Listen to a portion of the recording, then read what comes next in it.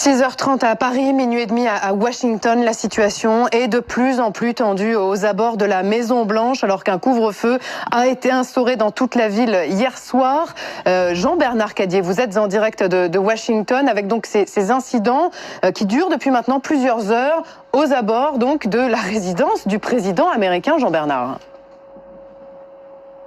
Effectivement, le calme revient dans les abords immédiats de la Maison-Blanche à l'heure où je vous parle, mais il reste des incidents dans la ville de Washington. Ça a été très violent aux environs de 11h du soir en heure locale, c'est-à-dire il y a un peu plus d'une heure et demie.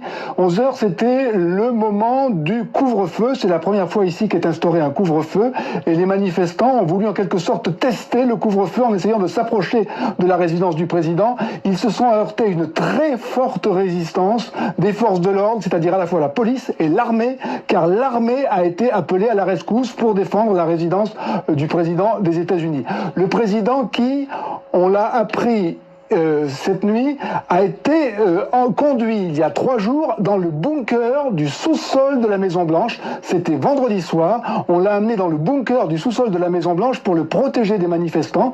Vendredi soir, il y avait déjà des manifestations. C'était d'ailleurs la première, la plus violente, celle qui s'était le plus approchée. Il y est resté 1 heure environ, Donald Trump. Et ensuite, il a pu remonter dans ses appartements. Cette nuit, vraisemblablement, il n'a pas été dans le bunker parce que les manifestants sont restés à distance. Et à l'heure qu'il est, ils allument des incendies dans le reste de la ville, notamment une église qui est juste en face de la Maison-Blanche, l'église Saint-John, qui est une église vieille de 200 ans, qui est considérée comme l'église des présidents et qui fait partie des rares vestiges historiques de cette capitale. 200 ans à l'échelle américaine, c'est très très ancien.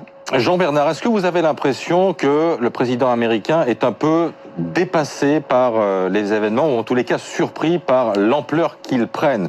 Parce que vu d'ici, on se dit que la police est également extrêmement nerveuse. On l'a vu tirer ce week-end, non pas à balles réelles, mais quand même à balles en caoutchouc, non seulement sur les manifestants, mais aussi sur les journalistes. Les autorités sont toutes débordées, que ce soit le président ou la police. On l'a très bien vu dans les premières heures. Les gouverneurs, la police ne savaient pas comment gérer ces manifestations. Il y avait des pillages, il y avait des ordres de ne pas arrêter les pilleurs pour ne pas mettre le feu aux poudres, ne pas arrêter les incendiaires. Et du coup, en fait, non seulement ça a mis le feu, mais ça a décuplé le feu et les incendies. Ça, c'est du point de vue des forces de l'ordre. Le président lui-même a été totalement pris au dépourvu. Il tient, à l'heure qu'il est, un discours extrêmement sécuritaire, répressif pour l'ordre et la violence. Il essaye un petit peu de récupérer la peur des Américains qui ont peur en regardant effectivement ce qui se passe, mais il est quand même totalement désemparé. On sait qu'il doit s'adresser à la nation dans les heures qui viennent. Il a laissé passer l'idée qu'il allait s'adresser à la nation, mais il ne le fait pas encore parce qu'il ne sait pas encore exactement ce qu'il veut dire à la nation dans ces circonstances.